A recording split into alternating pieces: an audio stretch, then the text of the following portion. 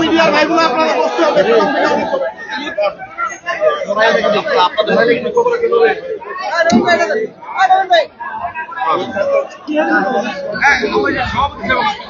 না কেউ থাকে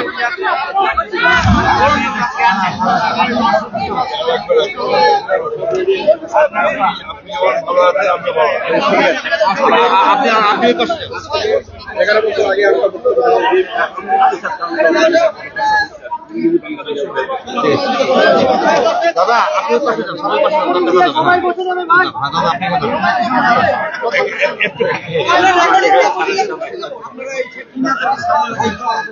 আমি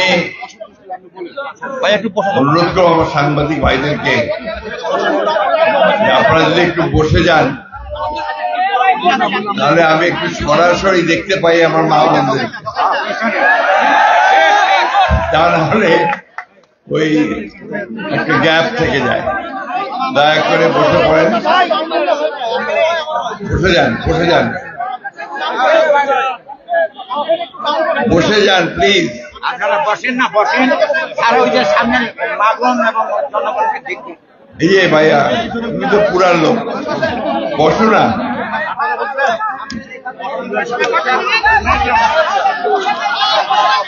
বসে যাও।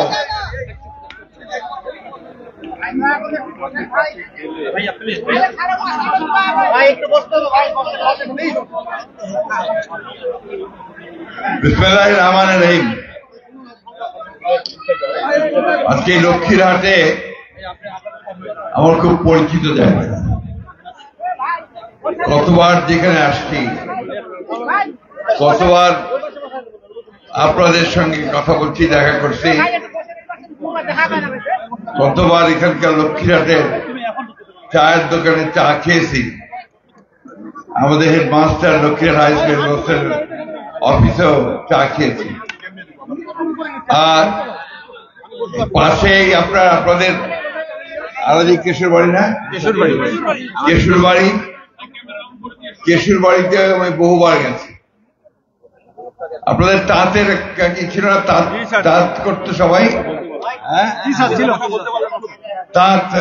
তাঁতের ব্যবসা ছিল। আমি এখানে অনেক যারা তরুণ আছে, যুবক আছে, অনেকে তো এইসব ইতিহাস জানে। কারণ কথা ভাইয়া প্লিজ একটু বসেন না, আমরা শোনেন, কথা শোনেন। ওরা ওদের কাজ করছে, আমরা আমাদের কাজ করি, প্লিজ। তো আপনার আমি তখন শুধুমাত্র পৌরসভার চেয়ারম্যান আর 91 সালে নির্বাচনে দাঁড়াইছি। ওই সময় আপনাদের তাঁতগুলোর, আপনারা এখানে যারা তাঁত চালাতে, তাদের মানে ব্যবসাটা করতেন, তারা অনেক ঋণ নিয়েছিলেন, অনেক সুদ দিয়ে ঋণ নিয়েছিলেন, মনে আছে আপনাদের? সেই ঋণগুলো কঠিন অবস্থা ছিল। আমি এখানে আরেকটা এনজিওকে দিয়ে আসছিলাম, জামানের ইএসডিওকে, ও তাদের মাধ্যমে ঋণ নিয়ে আমরা এই তাঁতগুলোকে চালু রাখার চেষ্টা করেছিলাম। অনেক ইতিহাস। এখানে আমাদের এক ভাই ছিলেন, একটা প্রাইমারি স্কুল লক্ষ্মীরহাটের কাছে, কোথায় মনে নাই, ওই প্রাইমারি স্কুলটার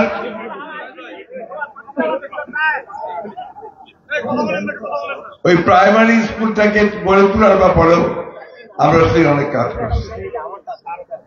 এখানে আপনাদের এই লক্ষ্মীরহাট স্কুলের উন্নয়ন এবং অনেক আরো আশেপাশের প্রতিষ্ঠানগুলোর উন্নয়নের ব্যাপারে আমরা আমাদের যথাসাধ্য কাজ করার চেষ্টা করছি। আমার খুব মনে পড়তেছে আজকে রহমান ভাইয়ের কথা। আমাদের চেয়ারম্যান রহমান ভাই অত্যন্ত ভালো মানুষ ছিলেন, ওনার কথা মনে পড়ছে। আমাদের পাশেই আমাদের দরবেশ সাহেবের খানকা, তাই না? ওনার কথা মনে পড়ছে, অনেক বড় করে গেছে। ফজিল চেয়ারম্যান সাহেবের কথা ভীষণ মনে পড়ে। উনি করতেন আওয়ামী লীগ, কঠিন আওয়ামী লীগ।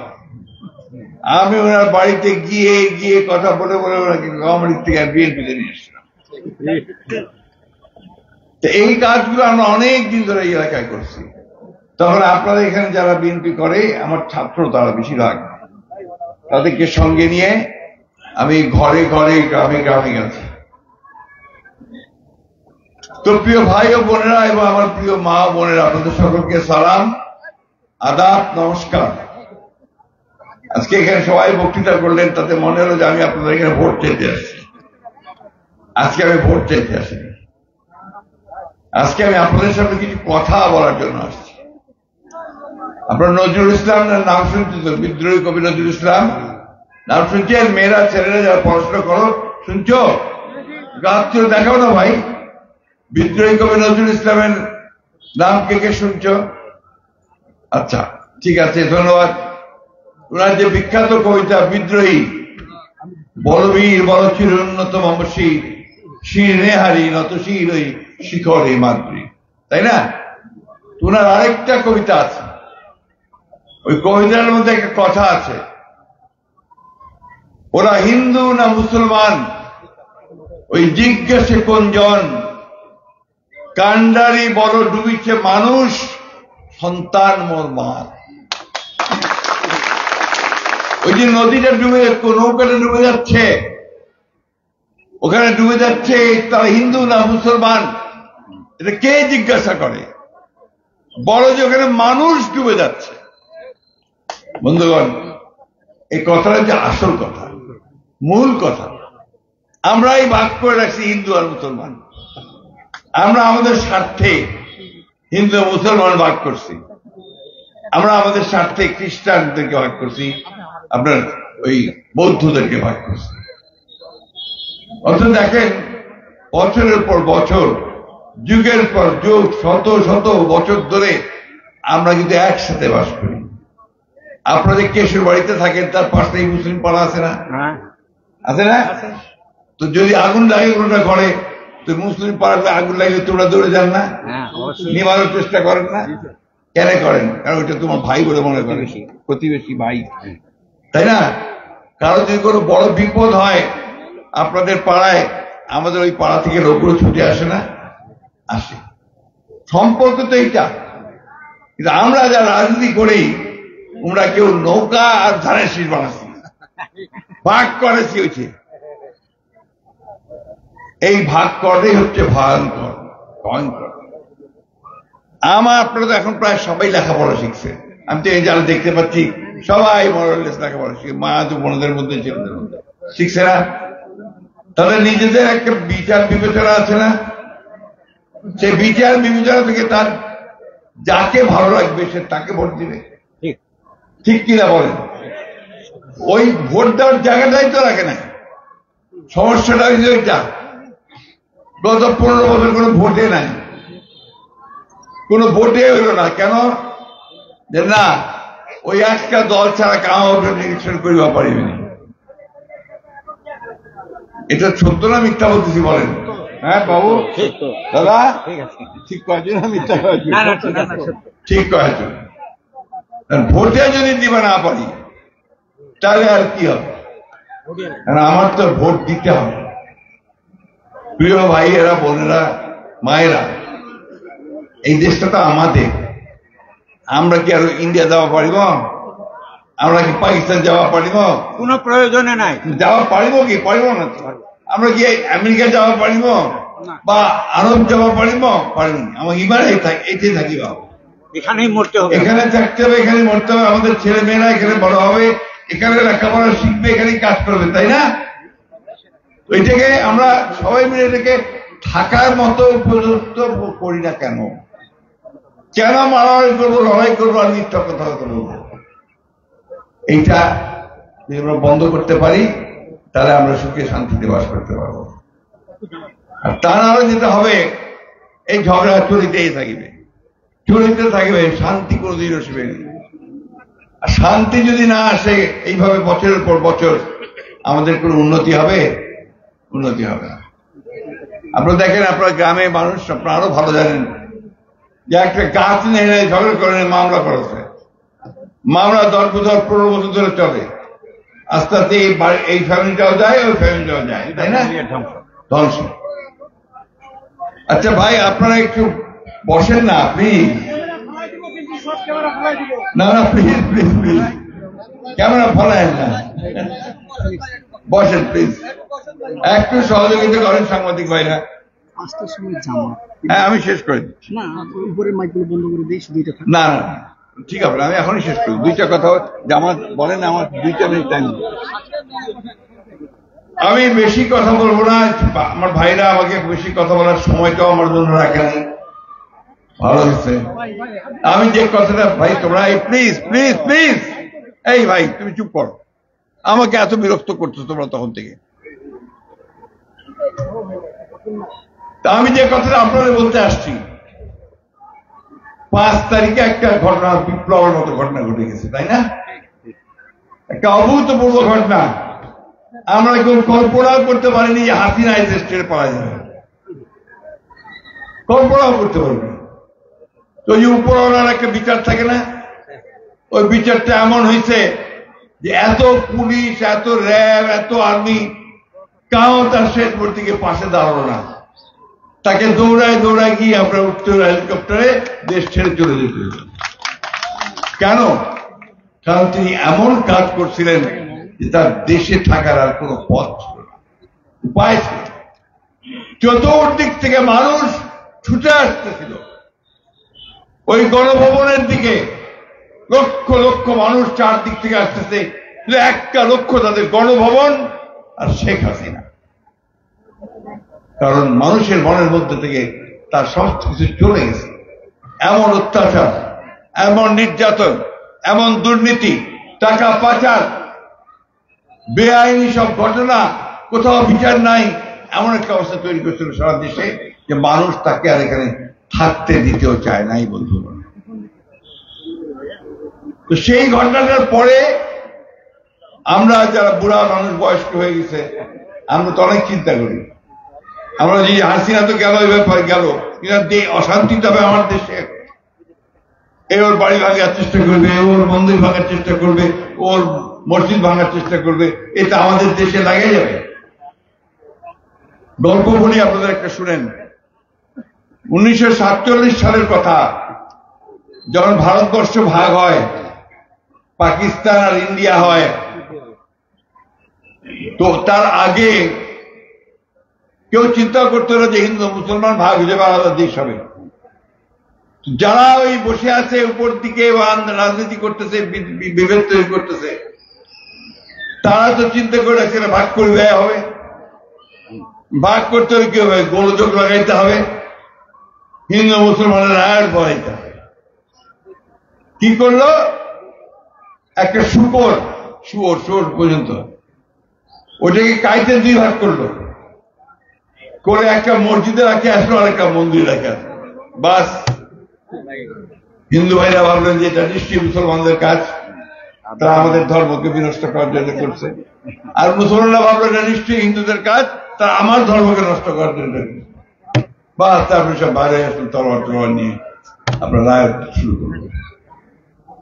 এখানে তো কিছু লোক বসে আছে এই জন্য, এই গোলমাল লাগাবে আমাদের ভাই বোনদের মধ্যে, ভাইদের মধ্যে, যাতে করে তাদের ফায়দা হাসিল হয়। ওই ফায়দাটা আমরা হাসিল করতে চাই না। কিছুক্ষণ আগে আমার ছোট ভাই বক্তৃতা করে গেছে, কি যেন নাম, বাবুল দেবনাথ না, খুব সুন্দর কথা বলছে। কি যেন বলছিল, ওই যে একদিনের, কি যেন বলছো, হ্যাঁ, বানরের খাতা, দিলীপ বলছে। আর আমাদের আগে একজন মানুষ ছিলেন, সবাই চিনেন আপনারা, ওই আখানগর বাড়ি, আমাদের ওই ইসের জামাই, কেদার চেয়ারম্যান বাবুর জামাই, অমর রায়। উনি আবার গল্পটা বলতেন খুব সুন্দর। উনি বলতেন যে আমরা তো একদিনের পগড়ি, মানে আমরা শুধু একদিনে পাগড়ি পরি। একদিনের পাগড়ি কারা পড়ে? যাদের বিয়ে হয়, ছেলেরা যাদের বিয়ে তারা পাগড়ি পড়ে, মুসলমানদের মধ্যে আপনাদের মধ্যেও পড়ে, তাই না? তারা মুকুট পড়ে, একদিন পরে তারপর তার পড়ে না। তো আমরা সনাতন ধর্মের লোকেরা হচ্ছে ওই একদিনের পগড়ি। আওয়ামী লীগের কাছে আমরা ওই একদিনই ব্যবহৃত হই, সেটা হচ্ছে ভোটের দিন। ভোটের দিন আমাকে লাগিবে সেইটা করে। আমি ভাই ওই কথাও বলতে চাই না। আমি বলি যে আমরা বিভিন্ন রাজনীতি করতে পারি। কেউ আওয়ামী লীগ করতে পারে, কেউ বিএনপি করতে পারে, কেউ জামাত করতে পারে, সব করতে পারে, তাই না? কিন্তু এটা নিয়ে আমরা বিভাজন সৃষ্টি করবো কেন? এটা নিয়ে আমরা একসাথে যে থাকি সেটাকে আমরা নষ্ট করবো কেন? ভাইয়ে ভাইয়ে দেখা হয়, হাটত দেখা হয়, হাটে দেখা হয় না, স্কুলে দেখা হয় না, কলেজে দেখা হয় না, সব করে দেখা হয়। কিন্তু আমরা একটা বিভাজন সৃষ্টি করে বসে আছি। এই বিভাজনটা আমাদেরকে বাদ দিতে হবে। সময় নাই, মসজিদের জামাতের টাইম হয়ে গেছে। আমি আপনার সেই সময়টা নষ্ট করতে চাই না।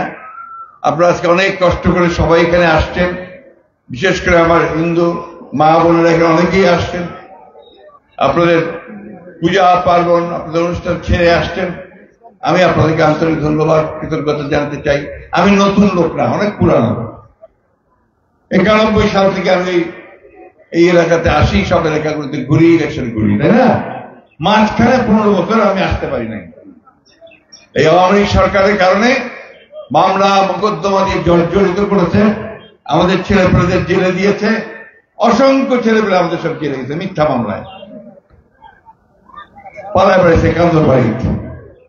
ওই অবস্থা আমরা আর চাই না। আমরা চাই না যে মিথ্যা মামলা হোক, সেটা ওই হিন্দু সম্প্রদায়ের উপরই হোক আর মুসলমান সম্প্রদায়ের হোক, বিএনপি হোক, আমাদের সেই মিথ্যা মামলা আমরা চাই না। আমরা ন্যায় বিচার চাই, সুবিচার চাই, এবং কয়েকটা জিনিস আমরা যেটা চাই সেটা হচ্ছে কি, যে আমরা মাথার উপরে একটু ভালো একটা আশ্রয় চাই, ছায়া চাই। আমরা যারা কৃষক তারা শীতের পানিটা চাই, আমার ধান ফলালাম তার ন্যায্য মূল্যটা চাই, তাই না? এবং আমাদের আমার উপর যেন অন্যায় অত্যাচার কেউ না করে সেটা চাই। ঠিক তো নাকি দাদা? এটা হচ্ছে মূল কথা। তো এই ব্যবস্থাটা আমরা করবো ইনশাআল্লাহ। আমরা যেটা চাচ্ছি যে একটা নির্বাচন যারা হয় তাড়াতাড়ি, নির্বাচনটা হইলে আমরা ভোট দিয়ে না একটা সরকার গঠন করতে পারি। যে সরকারটাই গঠন হোক ওটা তো আমাদের সরকার হবে, তাই না? জনগণের সরকার। আমরা আমাদের সুখ দুঃখের কথাগুলো তাদেরকে বলতে পারবো, তারা আমাদেরকে সাহায্য করবে। আজকে আপনাদের কাছে আমার অনুরোধ, হিন্দু ভাইদের প্রতি, মুসলমান ভাইদের প্রতি, খ্রিস্টান ভাইদের প্রতি, আপনার বৌদ্ধ ভাইদের প্রতি, বোনদের প্রতি, যে আসুন আমরা নিজের মধ্যে কোনো বিভাজন সৃষ্টি না করি। আমরা সবাই এক হই, একটা লক্ষ্যে যে আমাদের দেশটাকে আমরা গড়ে তুলব, শান্তি প্রতিষ্ঠা করব, ওইখানে গণতন্ত্র প্রতিষ্ঠা করব। আমার ভোট আমি দিব, যাকে খুশি তাকে দিব, নাকি কইবেন যে আমার ভোট আমি দিব, তোমারটাও আমি দিব? যেটা গত 15 বছর হয়েছে, হ্যাঁ, হয় নাই? তো ওইটা যেন না হয়। যার যার ভোট সে দিবে, যাকে খুশি তাকে, এবং ভোট দিয়ে সরকারটাকে নির্বাচিত করবো। যাই হোক বন্ধুগণ, ভাই ও বোনেরা, আসেন। আমি বহুদিন পরে আপনাদের এখানে আসছি। আমি যখন প্রথম দিকে আসতাম তখন আমি যুবক ছিলাম, এখন আমি বৃদ্ধ হয়ে গেছি। আমাদের অনেকেই মারা গেছেন, বেঁচে নেই আর অনেকেই।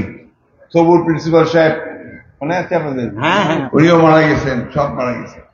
ওই হেডমাস্টার ছিল এখানে, উনি বেঁচে আছেন? বেঁচে আছেন, শরীর কেমন? ভালো আছে তো, আমার সালাম দিয়ে ওনাকে। হ্যাঁ, করিডক্টর সব মারা গেছেন, টঙ্কেশ্বর মারা গেছেন। আমাকে এক ভাই পিছন থেকে কাগজ দিয়েছে, স্যার আপনারা ক্ষমতায় গেলে পুলিশকে শতদূর কাজ করার সুযোগ দেবেন কিনা। আর ওইটার জন্যই তো আমরা বসে আছি। 15টা বছর পুলিশ দিয়ে আমাদেরকে যে অত্যাচারটা করছে, অপরাধ একটা যে আমরা বিএনপি করছি, আমার ছোড়াকে বিএনপি করছে, তাকে দাঁড়ায় নিয়ে বেড়াচ্ছে, ঠিক না? এইটা যেন না হয়, আমরা সেই ব্যবস্থা করতেছি। সংস্কার করার কথা বলছি, আমরা পুলিশকে সংস্কার করার কথা বলছি। তারা স্বাধীনভাবে কাজ করবে, বিচার স্বাধীনভাবে হবে, এই রকম একটা রাষ্ট্র আমরা তৈরি করতে চাই। খুব পরিষ্কার কথা।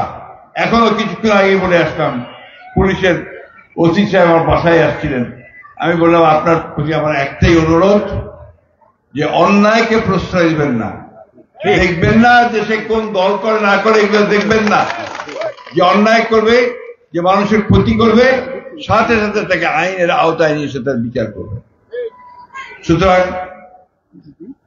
একটা কথা খুব জোর দিয়ে আপনাদের সামনে বলে যায়, আপনারা আমাদেরকে ভোট দেন আর না দেন যায় আসে না, কিন্তু আপনাদের পাশে আমরা আছি।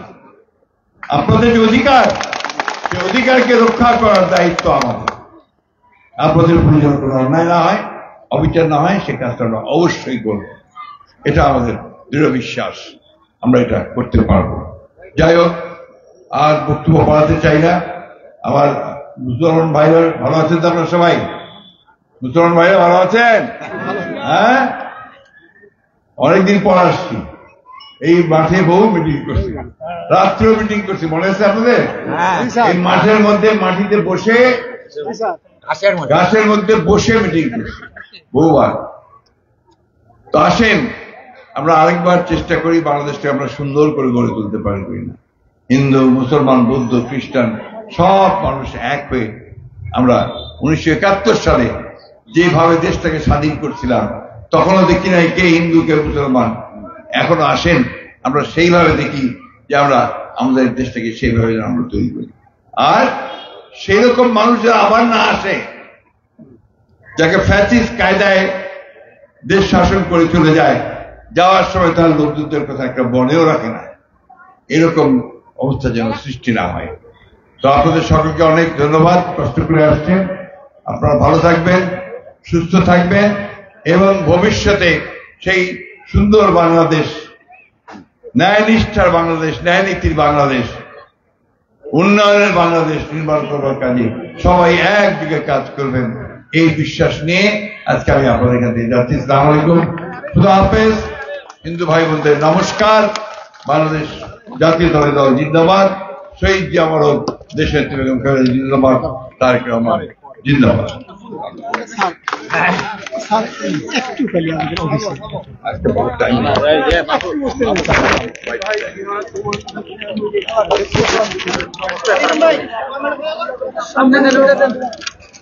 সম্মানিত উপস্থিতি।